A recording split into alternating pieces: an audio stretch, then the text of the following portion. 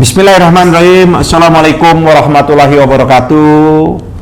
Pemirsa Ayu Channel, kita ketemu lagi kali ini membahas isu yang menjadi trending topik, isu yang sangat populer tidak hanya di Indonesia, juga di seluruh dunia, karena ini melibatkan, isu ini adalah petinggi-petinggi dunia, melibatkan tokoh-tokoh politik di dunia ini, melibatkan selebritis-selebritis yang ada di dunia. Isu tentang apa yang disebut dengan Pandora Papers.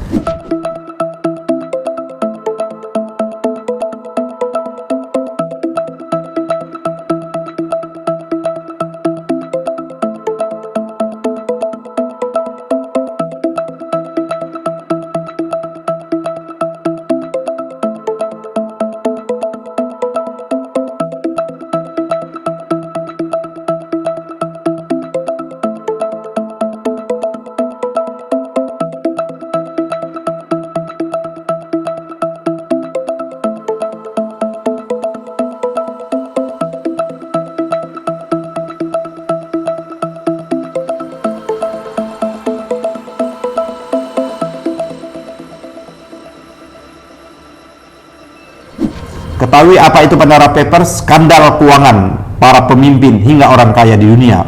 Ini dibuat di dalam liputan Pandora Papers Leaks di liputan6.com. Saya bacakan liputan6.com. Jakarta, skandal Pandora Papers tengah menjadi perbincangan publik. Laporan ini mengungkap rahasia kekayaan para elit kaya, politisi hingga selebritis di lebih dari 200 negara dan wilayah. Lalu apa Pandora Papers itu? Pandora Papers itu melansir laman icig.org dan BBC Senin tanggal 4 Oktober 2021. Laporan ini menemukan para pejabat, miliarder hingga selebritis yang memanfaatkan fasilitas surga pajak dan kerahasiaan untuk membeli properti dan menyembunyikan aset. Bahkan dilaporkan banyak di antara mereka yang memang melakukan ini untuk menghindari pajak. Jadi, luar biasa ini, untuk menghindari pajak. Padahal salah satu pendapatan negara kita ini adalah dari pajak.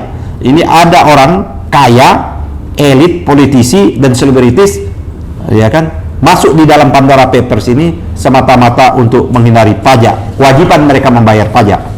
Konsorsium Jurnalis Investigasi Internasional menghabiskan lebih dari 1 tahun untuk menyusun, meneliti, dan menganalisis lebih dari 11,9 juta catatan dalam Pandora Papers. Tugas itu melibatkan 3 elemen utama: jurnalis, teknologi, dan waktu. Luar biasa ini, yaitu dalam rangka untuk membuat laporan ini, Konsorsium Jurnalis Investigasi Internasional memakan waktu lebih dari 1 tahun, yang melibatkan peneliti, ya kan, penganalisis, analisis dari 11 juta catatan yang ada di Pandora Papers itu. Investigasi Pandora Papers adalah kolaborasi jurnalistik terbesar di dunia yang melibatkan lebih dari 600 jurnalis dari 150 media di 117 negara. Data 2,94 terabyte bocor ke ICIG dan dibagikan media di seluruh dunia dalam berbagai format sebagai dokumen, gambar, email, spreadsheet, dan banyak lagi. Penyelidikan ini didasarkan pada kebocoran catatan rahasia dari 14 penyedia layanan lepas pantai yang memberikan layanan profesional kepada individu dan perusahaan kaya yang ingin menggabungkan perusahaan cangkang, perwalian, yayasan, dan entitas lain di yurisdiksi rendah atau tanpa pajak. Entitas memungkinkan pemilik untuk menyembunyikan identitas mereka dari publik dan terkadang dari regulator. Seringkali penyedia memajukan mereka membuka rekening di bank di negara-negara dengan peraturan keuangan yang ringan. Yang menarik di laporan, ya kan, yang menarik di laporan Pandora Papers ini, ada politisi Indonesia yang juga merangkap jadi menteri. Yang pertama disebut di dalamnya yaitu Airlangga Hartarto dan Gautama Hartarto. Ini apakah bersaudara, apakah adik kakak? Nanti silakan. Ini karena nama-nama di ujungnya adalah mengambil nama Hartarto. Apakah Gautama Hartarto ini kakaknya Airlangga atau adiknya Airlangga? Itu kita belum tahu persis. Tapi nama keduanya ini mengambil nama Hartarto, mengambil nama belakangnya.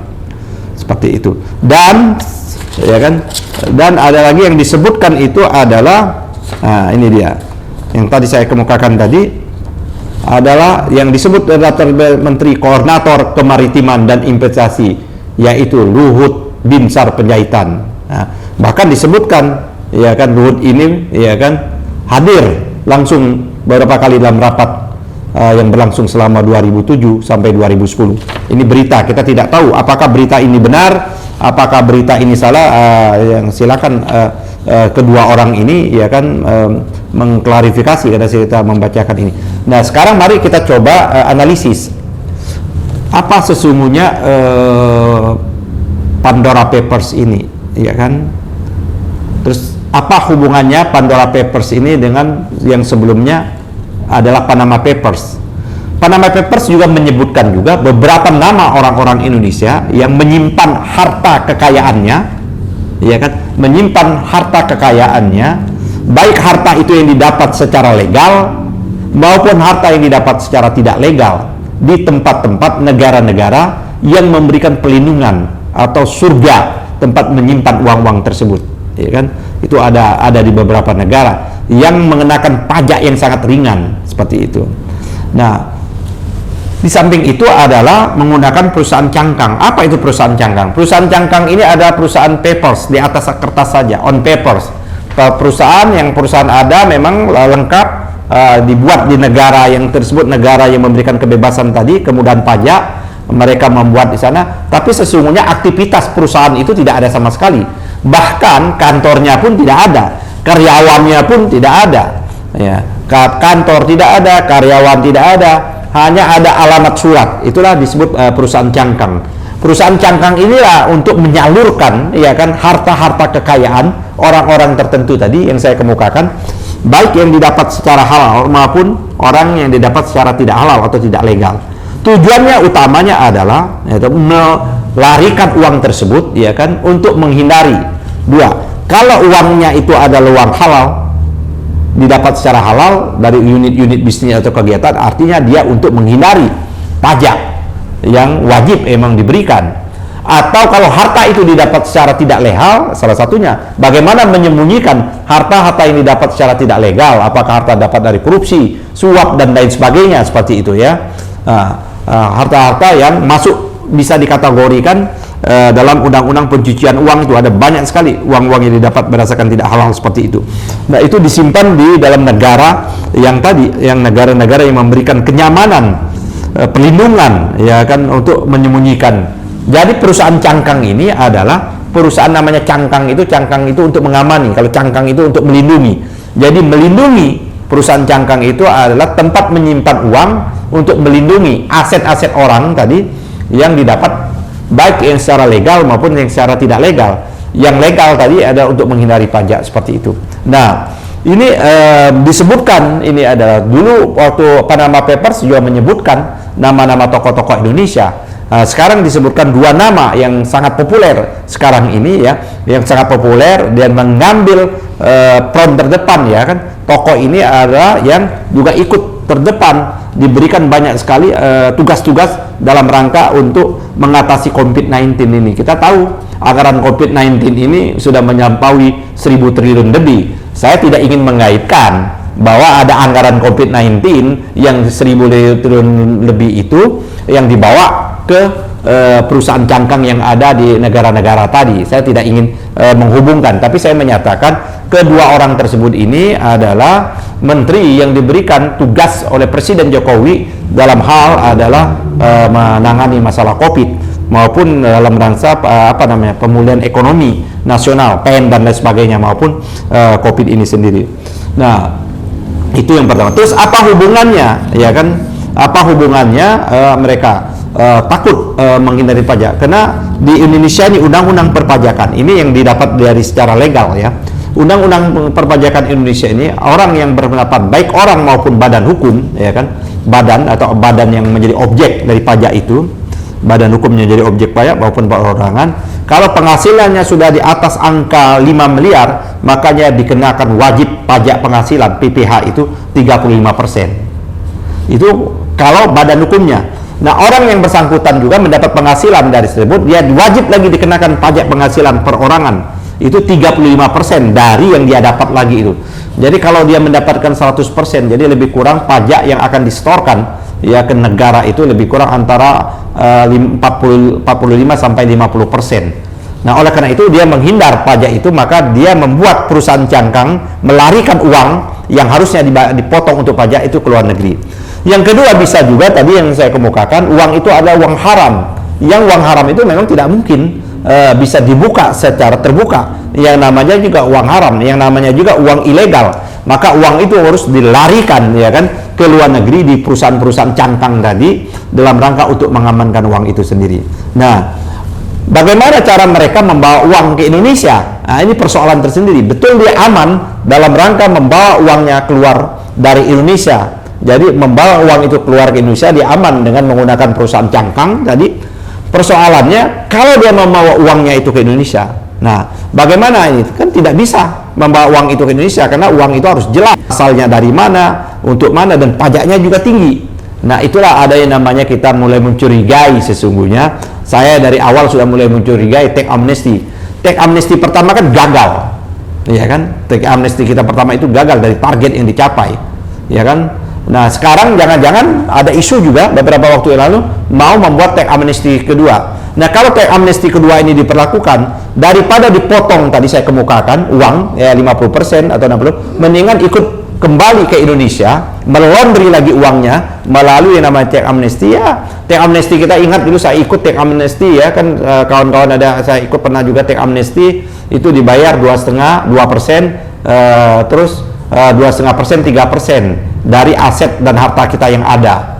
Nah, saya nggak tahu kalau tax amnesty yang berikut ini. Ya, kita anggap saja lah kalau bayarnya lebih tinggi, mungkin 10%, 15%. Jauh lebih untung juga dibanding dipotong 50% seperti ini. Jadi dia bisa melondri uangnya lagi, ya kan? Bisa melondri uangnya kembali, ya kan? Dengan melakukan tax amnesty. Walaupun tax amnesty yang pertama itu telah gagal. Jadi pemirsa AY Channel, jadi ini harusnya memang tugasnya KPK. Ini tugasnya KPK, ini domainnya KPK. Dari dulu saya menyatakan KPK itu harusnya masuk kepada unit-unit yang susah untuk ditembus oleh institusi kepolisian dan kejaksaan.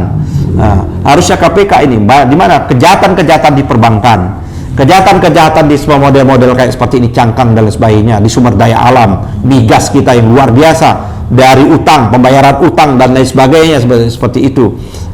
Dari juga termasuk adalah kewajiban negara membayar bunga dan cicilan kasusnya dana BLBI yang cukup besar itu. Seharusnya KPK masuk, tapi apakah bisa? Pertanyaannya KPK saat ini.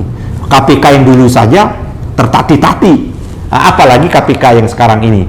Walaupun seperti itu, saya masih punya secerca harapan, setitik harapan kepada KPK, mungkin ya di bawah kepemimpinan Firly ini masih bisa mengungkap kasus Pandora Papers ini. Walaupun sebagian besar masyarakat kita sudah hopeless, masyarakat kita sudah kehilangan kepercayaan kepada KPK kita ini. Apalagi baru-baru ini banyak penyidik-penyidik yang bagus, yang luar biasa, yang tersingkirkan dengan tes wawasan kebangsaan seperti itu. Tapi lucunya tidak lolos tes wawasan kebangsaan di KPK, pihak kepolisian menerima. Loh, orang yang tidak lulus wawasan kebangsaan kok pihak kepolisian mau menerima? Bahkan ada kementerian apalagi mau menerima. Ini kan menjadi paradok betul. Orang yang tidak lulus wawasan kebangsaan seharusnya tidak bisa diterima di mana-mana.